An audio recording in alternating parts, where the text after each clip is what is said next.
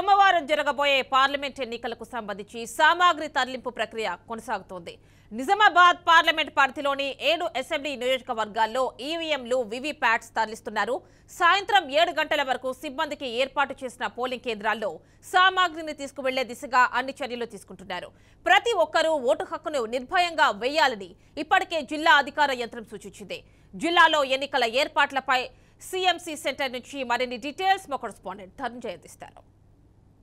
Parliament ఎన్నికలకు సంబంధించిన polling ఇప్పటికే ఏర్పాటు అన్ని ముమ్మరంగా సాగుతున్నాయి. నిజామాబాద్ పార్లమెంట్ సెగ్మెంట్ పరిధిలో 7 సెగ్మెంట్లకు సంబంధించిన పోలింగ్ కు సంబంధించిన సామాగ్రిని పంపించే దిశగా ఇప్పుడే జిల్లా అధికార యంత్రాంగం అన్ని ఏర్పాటు చేస్తున్నారు. మనం ప్రస్తుతం ఇక్కడ సీఎంసీ సెంటర్ వద్ద ఉన్నాం. ఏర్పాట్లకు సంబంధించిన ఆ కౌంటర్లను ఏర్పాటు చేశారు.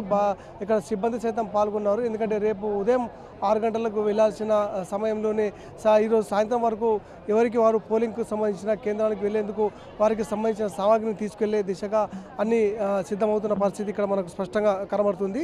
ఎన్నికలకు సంబంధించిన ఈవీఎంలు సిద్ధమయ్యినప్పటికీ అయితే 3 రోజుల క్రితం చేపట్టిన ఏదైతే కమిషన్ ప్రక్రియ ఇప్పటికే పూర్తయిందని చెప్పేసి జిల్లా ఎన్నికల రిటర్నింగ్ అధికారి చెప్తున్న పరిస్థితి మనకి ఇక్కడ ఏదైతే పార్లమెంటు పరిధిలోని సుమారు మనకు 1888 పోలింగ్ కేంద్రాలు ఉండగా బ్యాలెట్ యూనిట్లకు సంబంధించిన 4514 ఉన్నాయి.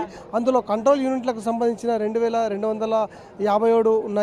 ఇందులో భాగంగా వీవీప్యాట్లకు సంబంధించిన 2527కు సంబంధించిన కేటాయించినట్టు మనకు తెలిసింది.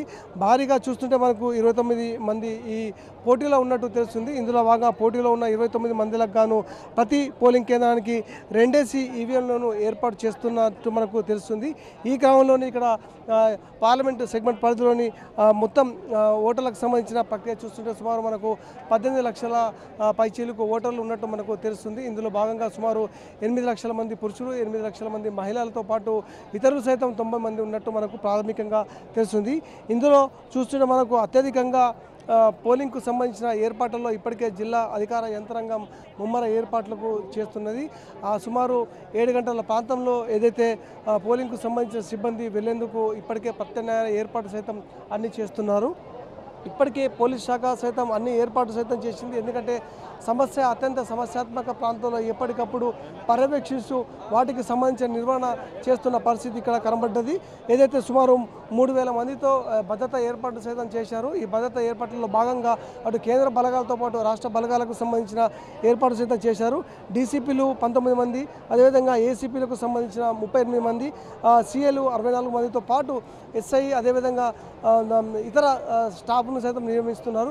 ఈ రకంగా చూస్తుంటే మనకు పార్లమెంట్ సెగ్మెంట్ పరిధిలో జరిగే ఏదైతే ఎన్నికలకు పోలింగ్కు సంబంధించిన ప్రక్రియ ఇప్పటికే ముమ్మరంగా కొనసాగుతున్న పరిస్థితి మనకు కనబడ్డది.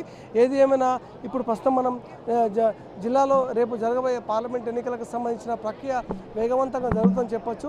ప్రధానంగా చూస్తుంటే మనకు సుమారు 7 అసెంబ్లీ సెగ్మెంట్ పరిధులు ఉన్నాయి. 7 అసెంబ్లీ సెగ్మెంట్ పరిధిలోని మనకు ఆర్మూరు, అదేవిధంగా బాల్కొండ, బోధన్తో పాటు డిస్పెల్లి రూరల్, అదేవిధంగా అర్బన్, దీంతో పాటు జగిత్యాల్, అదేవిధంగా కొరుట్ల ప్రాంతాలు ఈ 7 అసెంబ్లీ సెగ్మెంట్ పరిధిలో కలుస్తాయి. ఈ ప్రక్రియకు సంబంధించిన ఓటర్లకు సంబంధించిన ఇప్పటికే అన్ని స్లిప్పులు సైతం పంచడం జరిగింది. ప్రస్తుతం ఓటును నిర్భయంగా వినియోగించుకేందుకు ఇప్పటికే జిల్లాకు సంబంధించిన అధికార యంత్రాంగం అన్ని ఏర్పాటు సైతం చేసింది. ప్రధానంగా ఓటు హక్కు వినియోగించుకునేవారు ప్రతి ఒక్కరూ నిర్భయంగా వినియోగించుకోవాలని చెప్పేసి జిల్లాకు సంబంధించిన ఎన్నికల రిటర్నింగ్ అధికారి సైతం చెప్తున్న పరిస్థితి మనకు కనబడ్డది. ఏది ఏమైనా రేపు జరగబోయే పోలింగ్కు సంబంధించిన ఏర్పాట్లు మనకు జిల్లాలో ముమ్మరంగా జరుగుతున్న పరిస్థితి మనకు ఇక్కడ కనబడుతుంది. ఇది ప్రస్తుతం ఇక్కడ పోలింగ్కు సంబంధించిన డిస్ట్రిబ్యూషన్ సెంటర్ నుంచి కెమెరా పర్సన్ సాయితో ధనంజయ్, బీఆర్కే న్యూస్, జవాబు.